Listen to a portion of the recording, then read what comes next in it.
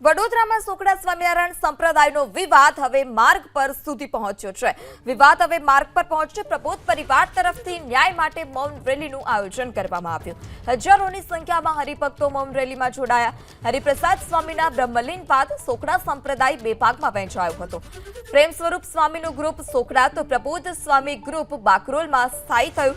વર્ષોથી ચાલતા બંને જૂથોના વિવાદના અંત માટે રેલીનું આયોજન કરવામાં આવ્યું છે।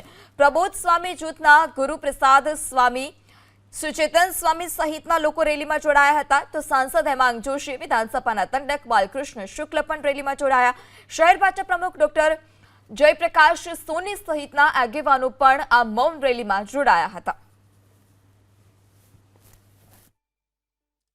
सोखड़ा स्वामीनारायण संप्रदाय बे विभाग में वहेंचाया बाद प्रबोधम स्वामी बाकरोल तरफ रवाना थया। જોઈ શકો છો આજે વડોદરાના નવલખી મેદાન ખાતે અહીંયા મૌન રેલીનું આયોજન કરવામાં આવ્યું છે। સત્ય ન્યાય અને આત્મીયતા માટેની આ યાત્રા વડોદરાના સાંસદ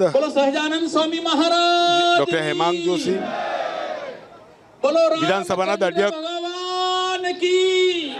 બાલકૃષ્ણ શુક્લ સહિત તમામ લોકો અહીંયા જોડાયા છે અને આપ જોઈ શકો છો કે જે તમામ લોકો જોડાયા છે અને તેમની આ રેલી છે।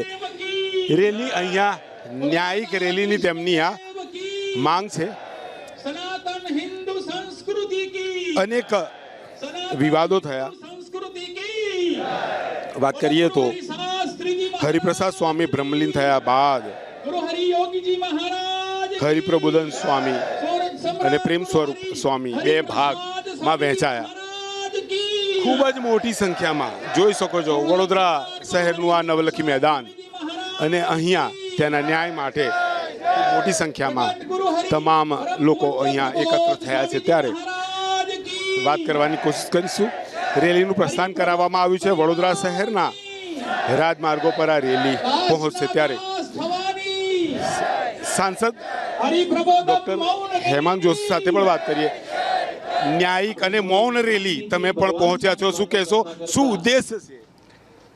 આ જે રેલી છે એ રેલી હરિપ્રબોધમ પરિવાર દ્વારા એક મૌન રેલીનું આયોજન કરવામાં આવ્યું છે અને હરિપ્રબોધમ પરિવાર અને એમના સમગ્ર સંપ્રદાયમાં શાંતિ સ્થાપાય અને ન્યાયિક પ્રક્રિયાથી સુખદ અંત આવે એ બાબતની આ રેલીનું આયોજન જ્યારે કરવામાં આવ્યું છે ત્યારે મારા સાથે તમામ અમારા આગેવાનો આ રેલીમાં ઉપસ્થિત થયા છે અને એમને ફ્લેગ ઓફ કરી અને અમે એમને શુભેચ્છાઓ પાઠવી। ન્યાયિક પ્રક્રિયા એટલે કે જે પ્રબોધમ સ્વામી અને પ્રેમ સ્વરૂપ બે વિભાગમાં વહેંચાયા।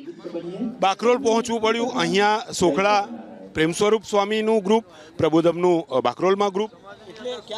હું માનું છું કે ભગવાન શ્રી સ્વામિનારાયણ ભગવાન એક જ છે અને સર્વે એમના ભૂલકાઓ છે, એટલે આ બાબતે કોઈ વિવાદ ના થાય અને એક પરિવાર શાંતિપૂર્વક કોઈ બાબતનો સુખદ અંત લાવે એ જ અમારી પણ પ્રાર્થના છે।